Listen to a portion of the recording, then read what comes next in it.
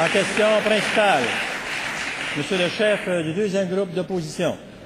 Merci beaucoup, Monsieur le Président. Monsieur le Président, ce matin, un membre de la famille libérale a brisé le silence concernant une affaire nébuleuse.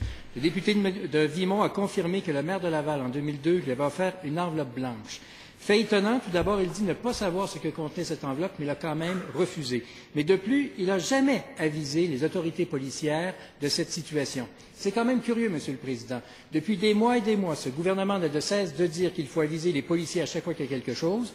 Et voilà qu'un membre de la famille libérale refuse d'aviser les policiers.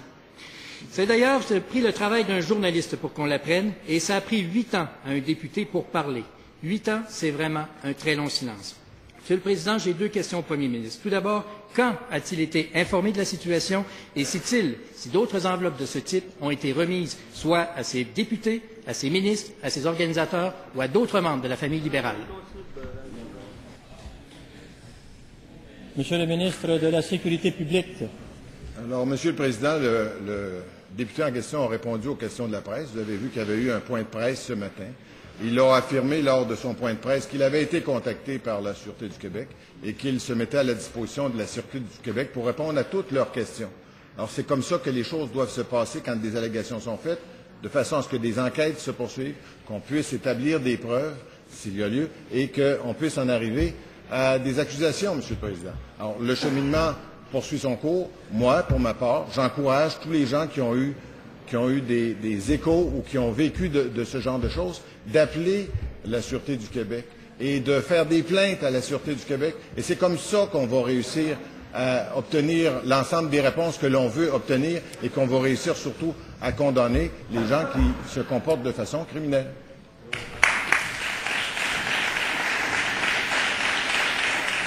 En question complémentaire, Monsieur le chef du deuxième groupe d'opposition. Monsieur le Président, il est extrêmement dommage de constater que le Premier ministre refuse de répondre à des questions claires.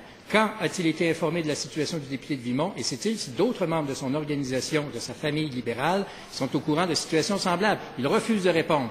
Par contre, ce qu'on sait également, c'est qu'en fin de semaine, le Parti libéral a refusé de débattre concernant la tenue d'une commission d'enquête publique. Pourtant, hier, l'Union des municipalités a rejoint la grande coalition québécoise qui réclame cette tenue-là. Monsieur le Président, comment le Premier ministre explique-t-il que son parti refuse? Monsieur le ministre de la Sécurité publique.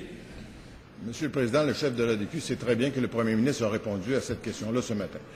Alors, il a donné son point de vue de façon, je pense, on ne peut plus clair. Et... Ministre, Monsieur le député de Saint-Maurice, je fais appel à votre collaboration. La question a été correctement posée. Nous en sommes à la réponse. S'il vous plaît. Monsieur le ministre de la Sécurité publique. De façon, on ne peut plus clair. Est-ce que je peux m'interroger, Monsieur le Président, sur la raison qui font qu'on ne parle que du député de Vimont et qu'on oublie l'ex-ministre de la Sécurité publique, qui a été le premier à dévoiler ces allégations-là, qu'on a vues à la télévision hier, je pense répondre d'une façon correcte et honnête. Je pense que l'ex-ministre de la Sécurité publique... Monsieur le ministre. Avant de vous entendre, je vais vous indiquer que si j'ai arrêté le ministre, c'est que les interpellations comme elles se font, elles partent aussi souvent de votre banquette. Alors, je vous demande votre collaboration. L'instant, c'est moi qui ai la parole pour l'instant. Je vais terminer mon intervention. Moi, je vais terminer mon intervention pour vous donner ensuite la parole. Alors, si je suis intervenu, c'est que, d'abord, que de Saint-Maurice, ensuite, c'était vous, ou ceux d'autres. C'est quand la réponse est donnée, on ne peut pas permettre à tout bout de champ à des gens d'intervenir qui nuisent à la concentration et à la bonne marche des travaux. C'est simplement ce que je voulais souligner. Vous avez maintenant la parole. Regardez, article 2, Monsieur le Président, on parle d'un ancien de nos collègues. Si je comprends le collègue, quand il fait référence à l'ancien ministre de la Justice, est-ce qu'il dit par là qu'il aurait mieux fait de se taire, le ministre? Est-ce que c'est ça qu'il veut nous dire aujourd'hui?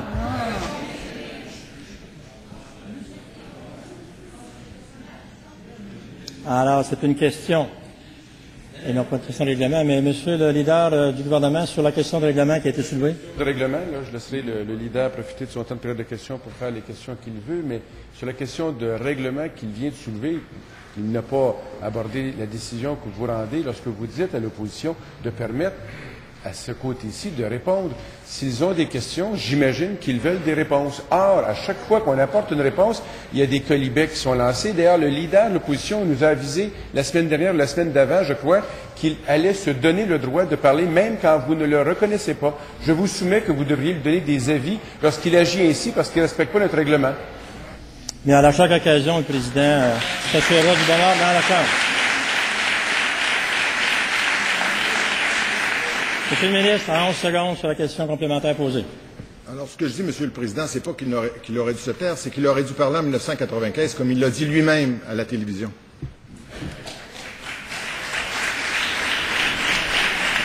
En question complémentaire, en deuxième complémentaire, Monsieur le chef du deuxième groupe d'opposition.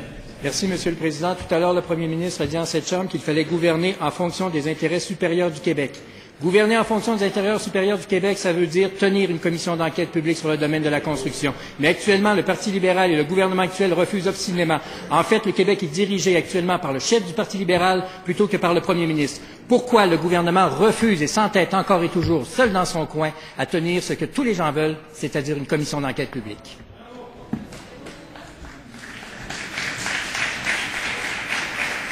Monsieur le ministre de la Sécurité publique. Monsieur le Président, on est passé à l'action. On est passé à l'action, on a injecté 27,8 millions. Je viens d'annoncer qu'on rajoute un 5 à 7 millions de dollars de plus pour que des enquêtes policières se fassent. On ne laissera pas aller les criminels. On va les poursuivre jusqu'à ce qu'il y ait des accusations, Monsieur le Président, de telle sorte qu'il puisse y avoir des condamnations à la prison. Je rappelle le défaut d'une enquête publique. Il y a des gens qui viennent témoigner dans une enquête publique. Ils viennent dire des choses et ils ont l'immunité. Donc, on est moins susceptible de les mettre en prison, Monsieur le Président. C'est ça, c'est une des grandes difficultés des enquêtes publiques. C'est l'une. Monsieur le ministre, on va prendre le temps dont on a besoin. Chaque fois que vous serez interrompu, je vais me lever, c'est votre temps qui passe.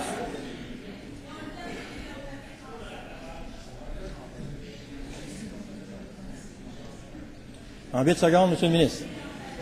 Page 1, Mafia Incorporée, SECO, aucune accusation.